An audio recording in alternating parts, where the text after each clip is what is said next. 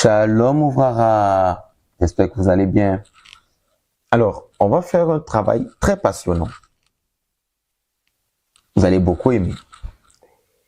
Je vais vous présenter un tableau, ça c'est la deuxième partie où justement, j'ai préféré ne pas rédiger des longs articles de texte, mais vous sortir plutôt un tableau que je vais vous afficher, où je vais prendre une succession de versets qui m'ont été présentés pour justifier la grandeur ou par certains pasteurs pour me montrer la résurrection et tout le reste.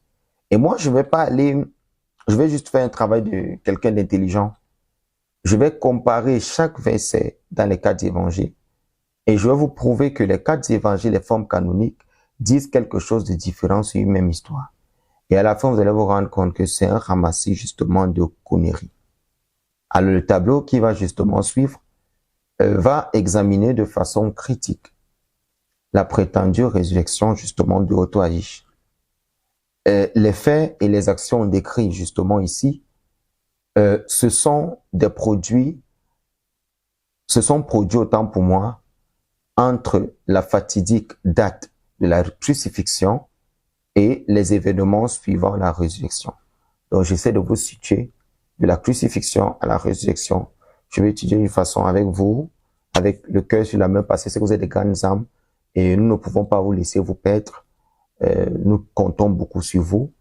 Dieu, il existe, mais il y a tellement de choses qui ont été racontées qui ne sont pas du tout vraies, ok? Qui ne sont pas du tout vraies, pas du tout vraies. Donc, je vais prendre cas par cas, par les différentes questions. Je vais procéder par des questions et vous allez répondre. La première question que je vais poser et que je vais vérifier dans les quatre évangiles pour qu'on puisse vous retrouver, c'est qui a porté la croix de Jésus? Qui a porté la croix? Je vais ouvrir les quatre évangiles et je vais vous présenter le tableau. Matthieu 27, 32 dit Simon de Cyrène. Marc 15, 21 dit Simon de Cyrène.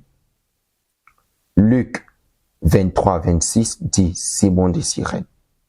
Jean 23, 26 dit Simon de Cyrène. Ce qui voudrait dire que les quatre évangiles ont la même information sur qui a porté la croix. Mais ça ne justifie pas que ce soit vrai. Mais je suis au niveau de l'information. Elle est la même. La deuxième question, c'est quand est-ce que Otto-Aïch fut crucifié? Quand est-ce que Jésus fut-il crucifié? Matthieu nous dit, Matthieu n'en parle pas. Dans tout le livre de Matthieu, aucun pasteur ou théologien ne peut me montrer le point de vue de Matthieu sur le timing, le zman, le temps où Jésus fut crucifié. Mais Marc dit dans Marc 15, 25, ce fut à la 3e heure qu'on le crucifia. Luc n'en parle pas, il évite le sujet. Mais Jean 19, 14 nous dit, c'était le jour de la préparation de la Pâque vers la 6e heure. Mais attends, Marc, tu dis que c'était à la 3e heure, mais Luc vient nous dire que c'était à la 6e heure. Voilà encore des incongruités et des conneries qui ont commencé. Ils présentent tous des choses qui ne sont pas vraies à la base et des choses qui se veulent être contradictoires. Comment dans un livre qui se veut saint, pour une même personne, on donne deux, c'est-à-dire un même individu, l'histoire est racontée différemment. Jusque-là, vous n'êtes pas encore choqués, mais c'est que des gens commencent à être choqués. Mais je vais continuer jusqu'à présenter toutes les questions, on va les comprendre tous ensemble. Restez avec moi. Troisième question. Quel jour Otto-Aïch fut-il crucifié? Quel jour Jésus fut-il crucifié? Matthieu 26, verset 20 et 26, verset 30 nous dit le premier jour de la Pâque, le 15 Nissan. Nissan, le premier mot hébraïque. Ok? Dans Marc 14, verset 17 et verset 25, Marc nous dit le premier jour de la Pâque, premier jour de Pessah, soit le 15 Nissan. Luc nous dit donc, Luc 22, verset 14 à 23, que c'était le premier jour de la Pâque, soit le 15 Nissan. Maintenant, Jean 29, 18 à 28 et Jean 19, 14 nous dit, le jour précédant la Pâque, dont le 14 Nissan. Attends. Matthieu, Marc et Luc nous disent que c'était le 15 Nissan. Jean vient nous dire que c'était le 14. C'est pas la même chose. C'est pas la même chose. Je vous donne les références, je vous affiche le tableau pour que vous puissiez le voir avec moi et qu'on puisse l'étudier. Il y a des choses qui ne sont pas vraies, qui sont racontées ici, qui ne sont pas du tout vraies. Quatrième question. Auto-Aïch Jésus a-t-il bu quelque chose avant sa mort? Boire quelque chose avant sa mort. A-t-il bu quelque chose avant sa mort? Matthieu nous dit, il n'a eu qu'une gorgée qu'il a bu. La Matthieu dit, il a bu une gorgée. Marc nous dit non. Luc dit, Luc n'en parle pas autant pour moi. Et Jean dit, oui, il a bu quelque chose. Regardez maintenant, cinquième question. De quelle boisson s'agissait-il? De quelle boisson s'agissait-il? Les chrétiens, c'est vous êtes avec moi. Prenez de quoi noter. Matthieu 27, verset 34 nous dit, ils donnèrent à boire à Jésus du vin mêlé de fiel. Marc 15, 23 nous dit, ils lui offrèrent du vin associé à la myrrhe. Il y a deux choses. Luc 23, 36 dit, les soldats se moquaient de lui, ils vinrent vers lui et lui offrirent du vinaigre. Là, ça c'est autre chose qui n'a même rien à voir avec ce que les autres ont dit. Jean 19, verset 29 à 30 dit, il y avait là un récipient plein de boissons vinaigrées quand il eut pris le vinaigre. Alors, Luc et Jean sont d'accord que c'est le vinaigre. Marc et Matthieu disent le vin était mêlé au fiel et Marc dit le vin était associé à la myrrhe. Frère, un livre pour lequel vous chassez les démons, un livre par lequel vous sauvez des âmes, rempli avec autant d'erreurs, autant de fausseté. Les historiens tombent dessus, ils ne peuvent même pas accorder du crédit à ces énormités parce que tout ce qui est là est faux. Comment un livre qui se veut être saint et qui l'a même d'abord sanctifié, qui a sanctifié ce livre-là, qui a sanctifié le Nouveau Testament.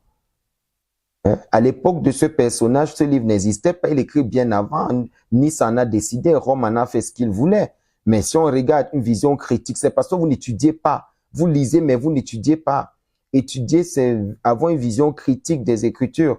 C'est pour ça que nous, les rabbins, on vous aide. Juste, on va rien prendre du Talmud. On reste dans le Nouveau Testament pour mettre les choses à leur place. Sixième question. L'un des brigands a-t-il cru en Jésus? L'un des brigands a-t-il cru en Auto-Aïch? Matthieu 27, 44 dit, les bandits crucifiés avec lui l'insultaient de la même manière, ce qui veut dire que personne ne crut en lui. Marc 15, 32 dit, qu'il descende maintenant de la croix, le Christ, le roi d'Israël, alors nous verrons et nous croirons. Même ceux qui étaient crucifiés avec lui l'insultaient. Ça c'est-à-dire personne ne crut en lui dans Marc. Luc 23, 39 à 41 dit, selon les dits de Luc, l'un des deux brigands crut en lui. Jean n'en fait pas cas. Attendez. Luc dit, un a cru en lui. Marc et Matthieu disent, tous l'insultèrent. Jean parle donc, Jean ne parle plus, il est muet. Il est muet, donc c'est du bali-bali qu'on fait avec la foi des gens. Vous croyez à un truc qui n'existe même pas. Parce que c'est des histoires fausses. Il n'y a pas de sainteté dans ces livres. Tout ce qui est raconté dans ces évangiles, c'est faux. Septième question. Quelles furent les dernières paroles de Jésus à la croix d'Auto-Aïch? Matthieu 27, verset 46 dit, vers la 9e heure, Jésus cria d'une voix forte, Eli, Eli, lama sabachthani. Ce qui veut dire, mon Dieu, pourquoi m'as-tu abandonné?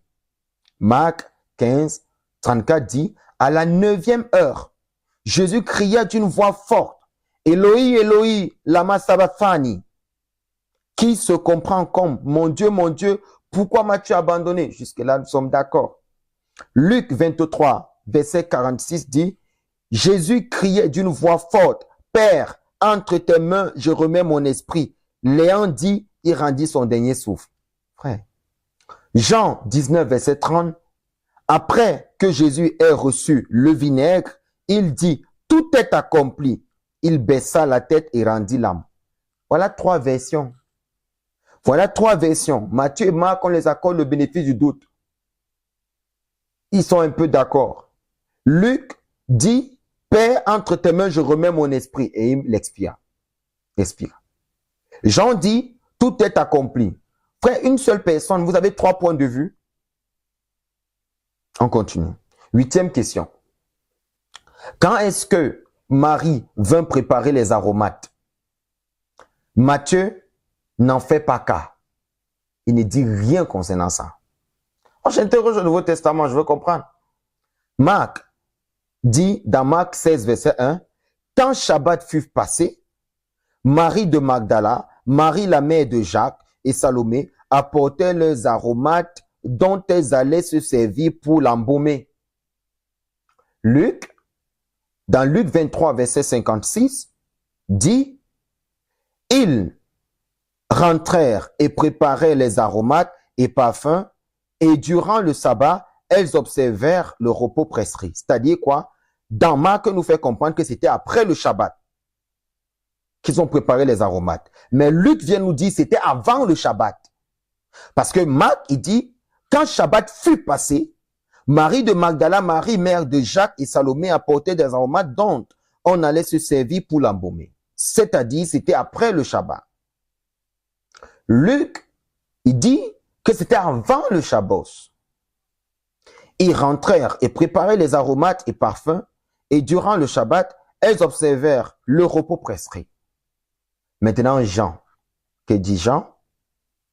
Nicodème, celui qui au début était venu trouver, là nous sommes dans Jean chapitre 19, verset 36, 39. Nicodème, celui qui au début était venu trouver Jésus pendant la nuit, vint lui aussi. Il apportait un mélange de myrrhe et d'aloe pesant environ 100 livres. Ce qui veut dire quoi? Nicodème prépara les aromates avant le Shabbat et non les femmes. Ici, dans Jean, on nous fait comprendre qu'il n'y avait pas de femme, il n'y avait personne, ni Marie, mère de Salomé, ni personne, aucune Marie. Ici, on te dit que c'était plutôt Nicodème, alors que tous les autres évangiles s'accordent à dire que c'était les femmes qui étaient venues. Donc, vous voyez bien qu'un livre qui est rempli d'incongruités, on n'arrive pas à comprendre. 9e question. Le soleil était-il déjà levé lorsque les femmes arrivèrent à la tombe? Matthieu 28, verset 1 nous dit, après le Shabbat, à l'heure où commencèrent à pointer le premier jour de la semaine, Marie de Magdala et l'autre Marie vinrent regarder le sépulcre. Ce fut avant le lever du jour. Ça, c'est ce que Matthieu dit. Marc dit, de grand matin, dans Marc 16, verset 2, de grand matin, le premier jour de la semaine, elles se rendent au tombeau dès le lever du soleil. C'était au lever du soleil. C'est-à-dire, Matthieu dit, ce fut avant le lever du jour. Marc dit, ce fut au lever du soleil. Luc 24, verset 1. Le premier jour de la semaine, à la pointe de l'aurore, les femmes se rendirent au tombeau portant les aromates qu'elles avaient préparés. Maintenant, Jean dit, dans Jean 20, verset 1, le premier jour de la semaine, Marie de Magdala se rend au tombeau de grand matin, c'était encore les ténèbres. C'est-à-dire quoi? C'était avant le lever du soleil. Jean dit que Marie y était seule, alors que les autres disent qu'elle n'était pas seule. Vous voyez un peu ce qui se passe? Lisez très attentivement, vous allez vous rendre compte de la supercherie qui est dite ici. On joue avec les émotions des gens. On te dit c'était avant le lever du soleil. L'autre te dit que non, ce fut avant le lever du jour. L'autre te dit non, c'était au lever du soleil. L'autre te dit c'était avant le lever du soleil. L'autre te dit c'était à l'aurore. Trois vérités pour une seule personne. Quel juge sérieux pourrait statuer sur ce genre d'affaires? 10. Combien de personnes y avait-il dans le sépulcre? Voilà la partie que je préfère le plus, qui me fait le plus rire. Matthieu dit il y avait 2 personnes, Marie de Magdala et l'autre Marie. On arrive à les préférences. Marc dit 3 personnes. Donc Matthieu il dit 2, Marc lui il arrive il dit 3. Ça dit que Matthieu lui a dit quelque chose. Marc arrive il dit il y avait 3 personnes, Marie de Magdala, Marie la mère de Jacques et Salomé. On l'a lu tout à l'heure. Luc il dit des femmes l'accompagnèrent en Galilée. C'est-à-dire, aucun chiffre n'est donné. Mais dans Luc 24, verset 10, il est dit que Marie de Magdala, Jeanne, Marie, mère de Jacques, et les autres femmes qui l'accompagnaient disent la même chose aux apôtres. Donc, 3 noms sont mentionnés, mais le texte dit qu'ils étaient plus de 3 personnes. Ça, c'est Luc. Jean dit qu'il n'y a que Marie de Magdala qui est allée. Attends. Je ne comprends pas. Une personne dit 2, l'autre dit 3, Matthieu dit 2, Marc dit 3, Luc dit 3 plus d'autres femmes, mais Jean vient dire qu'il n'y avait personne de tout cela. Elle était seule. On joue avec qui? Donc Jean arrive, autant pour moi, Jean arrive, il dit non, tout ce que vous racontez est faux. Il n'y avait ni Marie de Magdala, il n'y avait ni Marie, mère de Jacques, il n'y avait ni Salomé, il n'y avait ni les autres femmes. La seule personne qui était, c'est Marie de Magdala. Ça, c'est Jean qui le dit. C'est entre vous, ce sont vos problèmes. Moi, je vous présente juste la vérité en face, que les pasteurs ont le courage d'ouvrir les livres. Ils ont des méga églises. 11. La pierre était-elle déjà roulée lorsque les femmes arrivèrent au tombeau? Matthieu 28, verset 1 à 2 dit, non, c'est après leur arrivée que l'ange roula la pierre. Il dit non, c'est après leur arrivée que l'ange roula la pierre. Ça, c'est Matthieu 28, verset 1 à 2.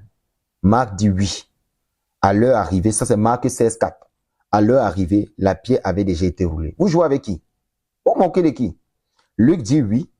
À leur arrivée, la pierre avait été roulée dans Luc 24, verset 2. Jean dit oui, la pierre avait été roulée dans Jean 20, verset 1. Donc, vous tous êtes en contre Matthieu. Donc, Matthieu lui dit non, la pierre n'était pas encore roulée. Vous tous arrivez, vous dites oui, c'était roulé. Et puis, les gens disent qu'ils ont reçu le Saint-Esprit après avoir lu ce livre.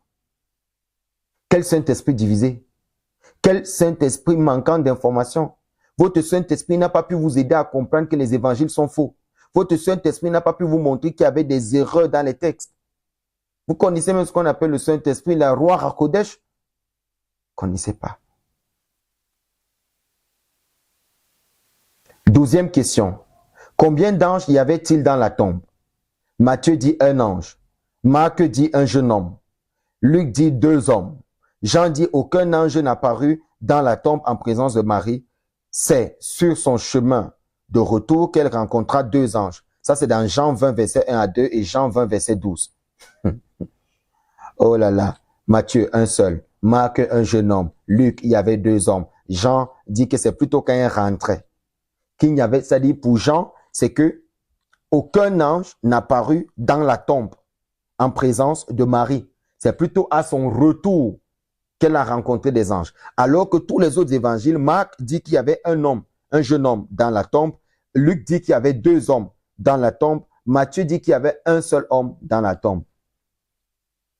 Elle dit qu'on vous a eu, hein? Vous les chrétiens là. 13e question. Que faisaient les anges? Ces anges faisaient quoi? Matthieu dit, dans Matthieu 28, verset 2, l'ange était assis.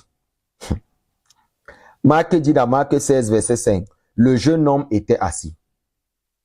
Luc dit dans Luc 24, verset 4, les 2 hommes étaient debout.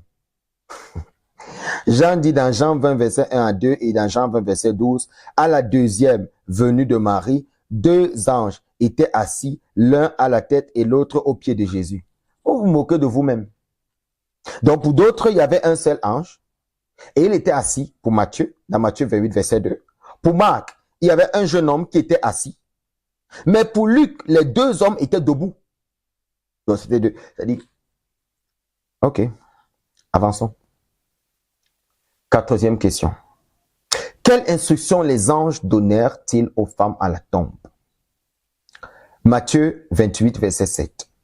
Puis, vite, allez dire à ses disciples, il est ressuscité d'entre les morts, et voici qu'il vous précède en Galilée. Là, vous le verrez, voilà ce que j'ai à vous dire. Ah, c'est les instructions que l'ange donne aux femmes à la tombe. Mais regardez maintenant. Marc 16, 7. Et maintenant, allez dire à ses disciples et à Pierre, il vous précède en Galilée. Là, vous le verrez. Regardez maintenant. Luc 24, versets 5 à 7. Selon le récit de Luc, les femmes ne reçurent aucune instruction d'aller en Galilée, mais plutôt de rester à Jérusalem. Ils disent quoi? La même chose est dite dans Actes des Apôtres 1 à 4. Jésus leur dit de rester à Jérusalem. Jean 20, verset 13 à 17. Selon Jean, aucune instruction ne fut donnée à Marie. C'est plutôt Jésus qui donna des instructions aux anges lui-même. Voilà votre livre Kadosh. 15e question. Ces femmes ont-elles délibérément relaté ce qu'elles avaient vu dans la tombe? Matthieu 28, verset 8 dit oui. Ces femmes ont délibérément relaté ce qu'il y avait eu dans la tombe. Marc dit non, dans Marc 16, verset 8. Donne les références. Luc dit oui dans Luc 24, verset 9. Et Jean dit oui dans Jean 20, verset 18. Vous comprenez un peu toute cette supercherie, tous ces mensonges. 16e question. Après la rencontre avec les anges, qui est-ce que les femmes rencontrèrent en premier? Jésus ou les disciples? Après la rencontre avec les anges, qui est-ce que les femmes rencontrèrent en premier? Jésus ou les disciples? Matthieu 28, verset 9 dit Jésus. Marc 19, verset 9 dit Jésus. Luc 24, verset 4 à 9 dit les disciples. Jean 20, verset 14 dit Jésus. 17e question que je pose aux chrétiens. À qui Jésus est-il apparu en premier?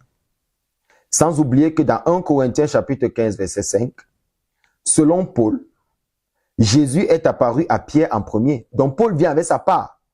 Alors que Matthieu dit que à qui est-ce que Jésus est apparu en premier? Matthieu nous fait comprendre aux deux Maries. Matthieu dit les deux Maries. Marc dit uniquement à Marie de Magdala. Luc dit à Cléopas et aux autres personnes. Jean dit uniquement à Marie de Magdala. Mais Paul vient nous dire que c'était à Pierre que Jésus est apparu pour la première fois. 1 Corinthiens 15, verset 5. Quelle honte. 2000 ans d'esclavage. 18e question aux chrétiens. Où cela se produisit-il? Où cela se produisit-il? Matthieu dit dans Matthieu 28, verset 9, sur la route de Jérusalem, après qu'elle soit sortie du sépulcre. Marc 16, verset 8 à 9 dit, le récit de Marc ne donne pas de lieu précis quant à cette scène. Luc 24, verset 13 à 18 dit à Emmaüs. Ce n'est plus maintenant à Jérusalem, c'est à Emmaüs. Jean 20, verset 1 et verset 11 et verset 14 dit dans la tombe que tout s'est passé. 3 points de vue différents. 19e question. Les femmes purent-elles toucher Jésus après sa résurrection? Matthieu 28, verset 9 dit oui. Marc n'en fait pas cas, il ne parle pas. Luc dit dans Luc 24, 39 que oui, les femmes purent le toucher. Mais Jean 20, verset 17 nous dit non, les femmes ne l'ont pas touché. 20e question. À combien de reprises Jésus est-il apparu dans sa résurrection? Matthieu dit 2 fois d'abord. Ça c'est Matthieu 28, verset 9 à 10. Matthieu dit 2 fois. À combien de reprises Jésus est-il apparu après sa résurrection?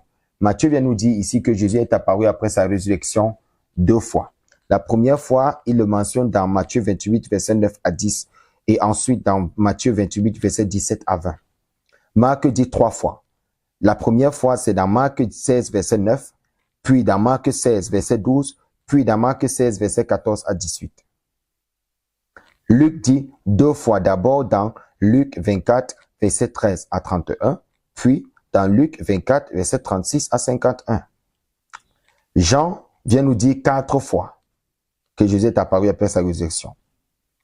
4 fois dans Jean 20, verset 14 à 17, ensuite dans Jean 20, verset 19 à 23, puis dans Jean 20, versets 26 à 29, et enfin dans Jean 21, versets 1 à 23. Alors, voilà 20 questions que je viens de poser aux chrétiens. Et les 20 questions, aucune n'est claire. Sur 20 questions, 19 questions sont pas du tout cohérentes, mais une seule, la toute première de départ que j'ai posée, au départ, vous avez vu la première question que j'ai posée au départ, c'est-à-dire qui a porté la croix de Jésus, tous sont d'accord à dire que c'est Cyrène, c'est de Cyrène. Mais après, on se rend compte que c'est une succession de racontages. Notez que, selon les dits de Paul, Jésus est apparu 6 fois après sa prétendue résurrection. Les autres sont à 1 fois, les autres sont à 2 fois, les autres sont à 3 fois, les autres sont à 4 fois. Mais lui dit 6 fois. Et il citait la première et la deuxième fois dans 1 Corinthiens 15, 5. La troisième fois dans 1 Corinthiens 15, 6. La quatrième fois et la cinquième fois dans 1 Corinthiens 15, 7. Et la sixième fois dans 1 Corinthiens 15, 8. Alors, sachez que ni les évangiles, ni les épîtres de Paul ne s'accordent sur les lieux et les sites de ces apparitions. Chacun dans son récit cite un lieu différent des autres. Certains parlent de Jérusalem, d'autres parlent de Galilée. Permettez que je mentionne une toute dernière contradiction ici. L'histoire classique, telle que nous la connaissons, dit que c'est Shavuot, c'est-à-dire la fête de Pentecôte, que les disciples de Jésus reçurent le Saint-Esprit dans Acte 1, verset 5 et dans Acte 8, verset 2. Acte 1, verset 5 à 8 et dans Acte 2, verset 1 à 14. Verset 1 à 4. Sauf que Jean dit que ce fut le premier soir après la résurrection de Jésus que Jésus donna le Saint-Esprit à ses disciples et non 50 jours après la Pâque, Pessah, et c'est écrit dans Jean 20, verset 22. Très peu de personnes ne connaissent ces détails contradictoires. C'est-à-dire que comment Jean lui dit que c'est lorsque le premier soir, après sa résurrection, qu'il a donné le Saint-Esprit, mais Paul lui vient dire autre chose, c'est-à-dire on vient vous présenter une autre situation, selon laquelle c'était à la Pentecôte que l'Esprit Saint est descendu sur les gens. C'est-à-dire la Pentecôte, c'est la fête qui vient 50 jours après la Pâque. Ok, les 50 jours, les 50 pontons. C'est ça la Pentecôte. Alors, vous voyez très bien que tout est contradictoire en réalité. Au vu de tous ces faits, comment est-ce que les 4 évangiles, au-delà de tous ces faits, de comment est-ce que les 4 évangiles contredisent à chaque niveau d'information leur témoignage? Quel juge sérieux donnerait donc du crédit à ces récits? Entre nous, les incohérences soulignées dans ce tableau ne sauraient être expliquées par des justificatifs comme chaque auteur de l'évangile décrit sa perspective personnelle des faits, ou pour mieux comprendre les évangiles, il faut les lire ensemble car ils se complètent, ou les auteurs des écrits suivants, les 4 niveaux d'interprétation juive des Écritures. Marc selon le niveau Pshat, Luc selon le niveau Remès, Matthieu selon le niveau Drage et Jean selon le niveau Sot. C'est du gros n'importe quoi. Qu'est-ce que vous allez nous dire? Notez qu'il est dit que les anciens manuscrits de Marc, qui auraient été écrits en premier selon tous les experts et chercheurs du Nouveau Testament, ont servi de base pour la rédaction du 3e évangile. Dans ces manuscrits, l'histoire de la résurrection n'y figure absolument pas. Une analyse critique du récit de sa résurrection nous fait penser que cette histoire fut imaginée plusieurs années après l'époque des disciples, car ceux qui ont inventé cette partie ne pouvaient pas se résoudre à terminer l'histoire de Jésus par sa mort. Il fallait perpétrer le mythe. Et donc, pour immortaliser le personnage, il fallait ajouter à l'histoire quelque chose d'exceptionnel provenant de la culture gréco-romaine qui tire son fondement des mythologies égyptiennes et de Babylone.